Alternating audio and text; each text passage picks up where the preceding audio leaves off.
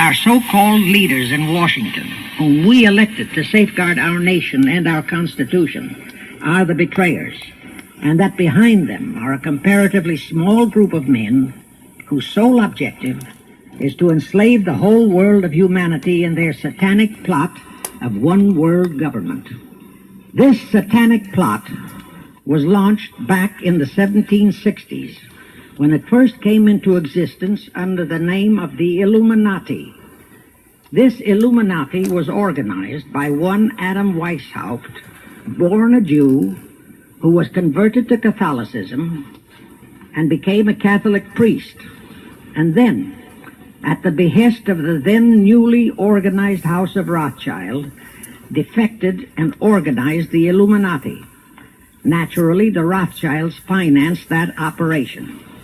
And every war since then, beginning with the French Revolution, has been promoted by the Illuminati, operating under various names and guises. I say under various names and guises because after the Illuminati was exposed and became too notorious, Weishaupt and his co-conspirators began to operate under various other names. In the United States, immediately after World War I, they set up what they called the Council on Foreign Relations, commonly referred to as the CFR. And this CFR is actually the Illuminati in the United States. And its hierarchy, the masterminds in control of the CFR, to a very great extent, are the descendants of the original Illuminati conspirators. But to conceal that fact, most of them changed their original family names to American-sounding names. For example, the true name of the Dillons, Clarence and Douglas Dillon, once Secretary of the U.S. Treasury Department, is Lepowski. This is Frankfurt, Germany. 50 years after the Bank of England opened its doors, a goldsmith named Amschel Moses Bauer opened a coin shop, a counting house, in 1743. And over the door he placed a sign depicting a Roman eagle on a red shield. The shop became known as the Red Shield Firm, or in German, Rothschild.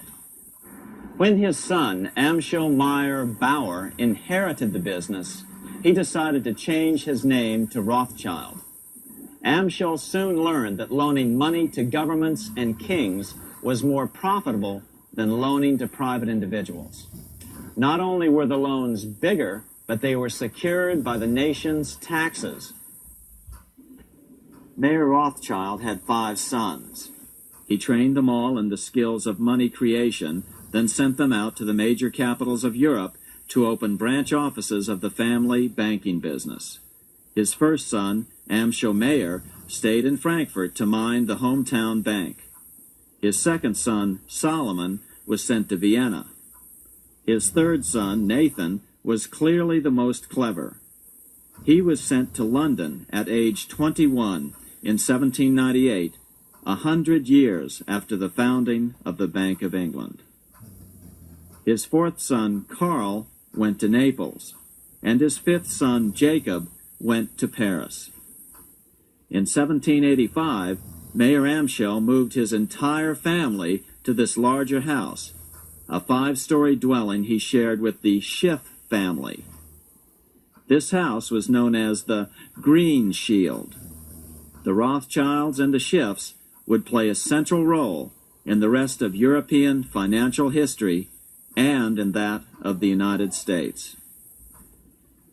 The Rothschilds broke into dealings with European royalty here at Wilhelmshof, the palace of the wealthiest man in Germany, in fact, the wealthiest monarch in all Europe, Prince William of Hesse-Kassel.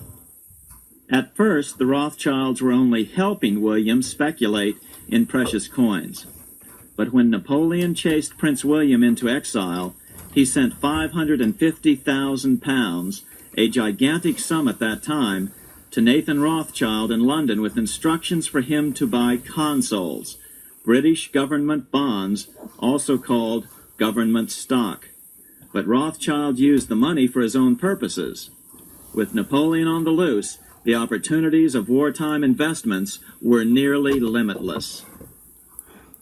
William returned here sometime prior to the Battle of Waterloo in 1815. He summoned Rothschild and demanded his money back. The Rothschilds returned William's money with the interest the British consuls would have paid him had the investment actually been made. But the Rothschilds kept all the past profits they had made using William's money. Nathan Rothschild later bragged that in the 17 years he'd been in England, he'd increased his original £20,000 stake given to him by his father by 2,500 times.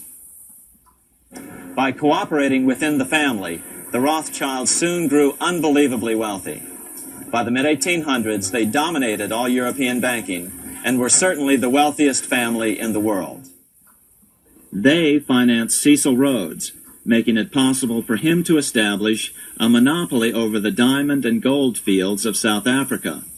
In America, they financed the Harrimans and railroads, the Vanderbilts and railroads and the press, and Carnegie in the steel industry, among many others.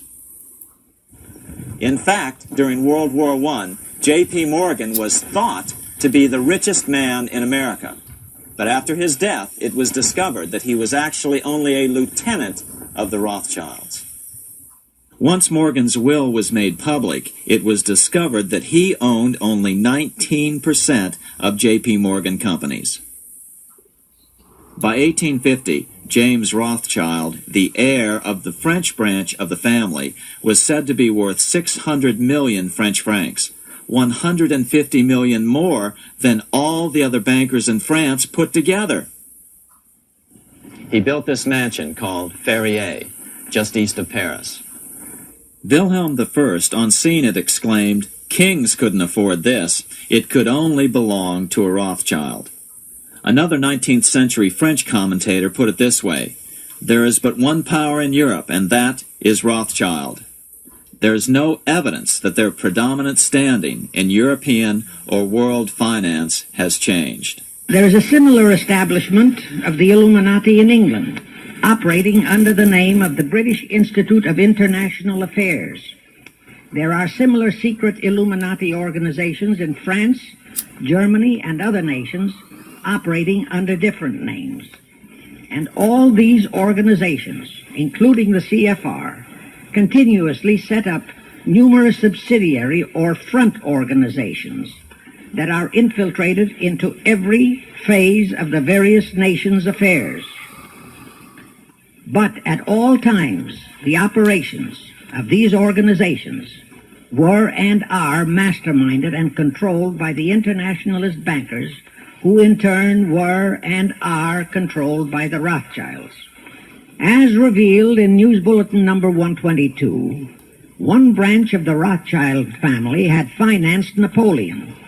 Another branch of the Rothschilds, both branches the real masterminds of the Illuminati, financed Britain, Germany, and the other nations in the Napoleonic Wars.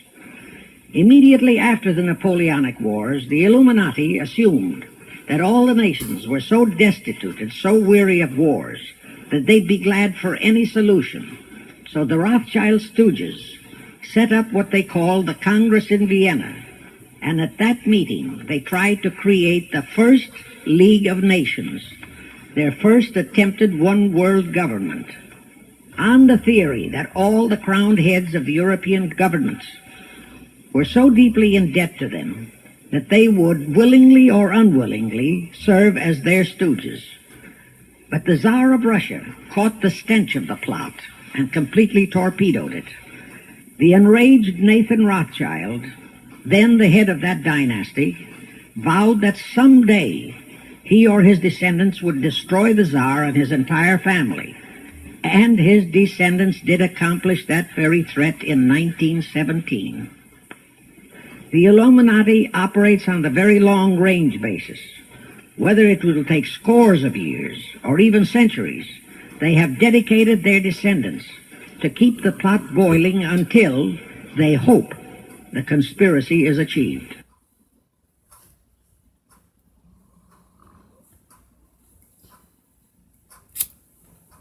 Number one, use monetary and sex bribery to obtain control of men already in high places in the various levels of all governments and other fields of endeavor.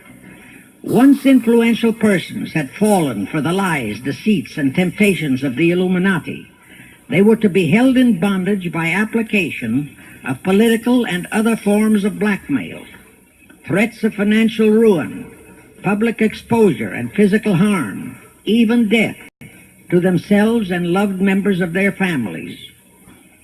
Do you realize how many present top officials in our federal government in Washington are controlled in just that way by the CFR? Do you realize how many homosexuals in our State Department, the Pentagon, all federal agencies, even in the White House, are controlled that way? Number 2, Illuminati and the faculties of colleges and universities were to cultivate students possessing exceptional mental ability, belonging to well-bred families with international leanings, and recommend them for special training in internationalism. Such training was to be provided by granting scholarships to those selected by the Illuminists. That gives you an idea what a Rhodes Scholarship means. It means indoctrination into accepting the idea that only a one-world government can put an end to recurring wars and strife. That's how the United Nations was sold to the American people.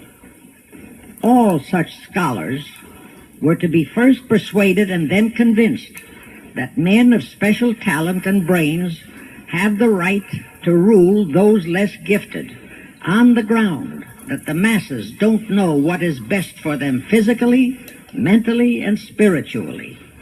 In addition to the Rhodes and similar scholarships, today there are 3 special Illuminati schools located in Gordonstown in Scotland, Salem in Germany, and Anavrita in Greece.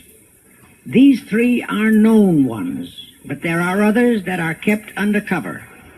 Prince Philip, the husband of Britain's Queen Elizabeth, was educated at Gordonstown at the instigation of Lord Louis Mountbatten, his uncle, a Rothschild relative who became Britain's admiral of the fleet after World War II ended. Number 3, all influential people trapped into coming under the control of the Illuminati, plus the students who had been specially educated and trained, were to be used as agents and placed behind the scenes of all governments as experts and specialists, so they would advise the top executives to adopt policies which would, in the long run, serve the secret plans of the Illuminati one-world conspiracy and bring about the destruction of the governments and religions they were elected or appointed to serve.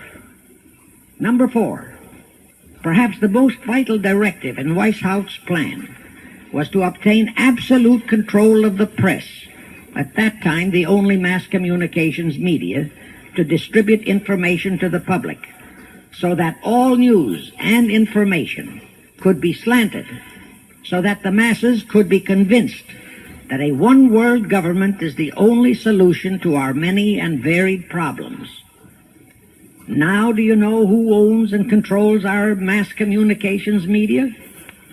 I'll tell you, practically all the movie lots in Hollywood is owned by the Lehmans, Kuhn Loeb and Company, Goldman Sachs, and other internationalist bankers. All the national radio and TV channels in the nation are owned and controlled by those same internationalist bankers. The same is true of every chain of metropolitan newspapers and magazines, also of the press wire services, such as Associated Press, United Press International, etc. The supposed heads of all those media are merely the fronts for the internationalist bankers, who in turn compose the hierarchy of the CFR, today's Illuminati in America.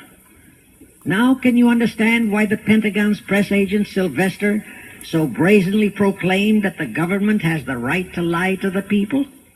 What he really meant was that our CFR-controlled government had the power to lie to and be believed by the brainwashed American people. You were both in Skull and Bones, the secret society.